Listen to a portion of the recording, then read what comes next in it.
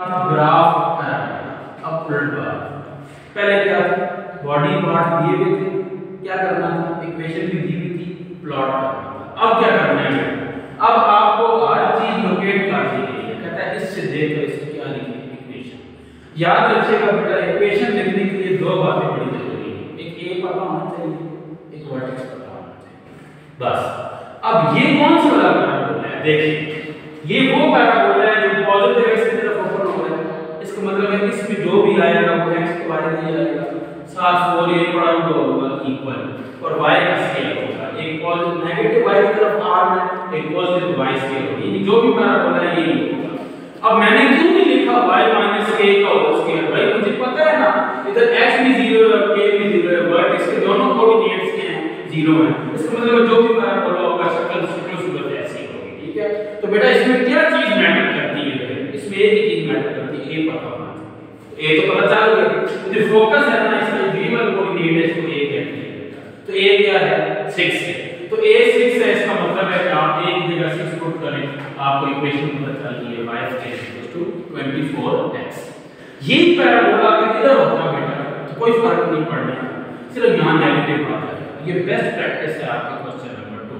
यही पैराबोला इधर होता बेटा तो कुछ भी नहीं होना था, ये x स्क्वायर हो जाता है, y यहां आ जाता है, यही नीचे होता है वही था, सिर्फ यहां माइनस आ जाता है, ठीक है। तो ये चीजें प्रैक्टिस में आएंगी तो इंशाल्लाह आपको समझ आना शुरू हो जाएगी। अच्छा, अब जानबूझ के मैंने ऐसा किया है, पहले पार्ट बी को सॉल्व किया, फिर पार्ट ए। क्या फर्क है, पार्ट बी जो फिक्स्ड पैराबोला है विद वर्टेक्स 0 0, पार्ट ए जो है वो ट्रांसलेटेड पैराबोला है विद वर्टेक्स नॉन 0। देखिए ना h की वैल्यू क्या है 2, k की वैल्यू क्या है -1।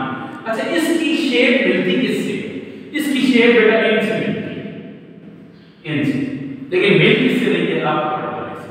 अपवर्ड वाले की खूबी क्या होती है कि x का स्केल होता है, y का स्केल नहीं होता, x का स्केल होता है। लेकिन क्योंकि अब x क्या है आपके पास, x एक्टिव है 2 है, k क्या है -1 है, h की वैल्यू और k की वैल्यू लिख दी है।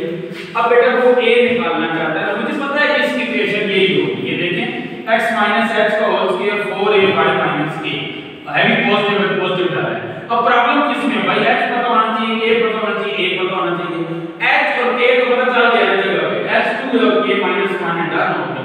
फिर मसला किसका आ रहा है, मसला a का आ रहा है, अभी a फाइंड करते हैं बेटा। अभी थोड़ी देर पहले आपने पढ़ा है इन पॉइंट्स के दरमियान में जो डिस्टेंस होता है वो 4a होता है, ठीक है। अभी पढ़ा कर आए हैं, ये लेटेस्ट सेक्टर की लेंथ होती है बेटा 4a, ये जो 4a है ये किसके इक्वल होगा, इन दोनों पॉइंट्स के दरमियान डिस्टेंस। तो वही चैप्टर 7 वाला डिस्टेंस फार्मूला लगाए ना बेटा, 6 - (-2) 1 - 1 वो डिस्टेंस फार्मूला आप लगाएंगे बेटा, a की वैल्यू क्या आ जाएगी 2 आ जाएगी।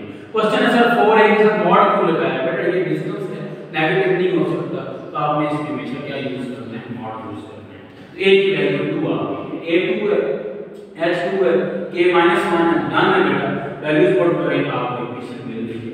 तो आपने सबसे बड़ी डिसीजन पावर इसमें क्या होगी, ये इक्वेशन कहां से आती है ये पता होना चाहिए, और ये तभी पता चलेगी बेटा जब आप प्रैक्टिस इसकी करते हैं पिछले क्वेश्चन से, तभी ये इक्वेशन आप लिखने के काबिल होंगे। अगर ये पैराबोला यही सब कुछ है यहां इस तरह का तो फिर इक्वेशन क्या होगा, फिर y - k का होल स्क्वायर 4ax - h, ठीक है। ये पैराबोला अगर इस साइड का, अब क्योंकि ये अपवर्ड है इसलिए फिर मैंने क्या लिखा है x - h का होल स्क्वायर = 4ay - k, ठीक है। तो अब आते हैं बेटा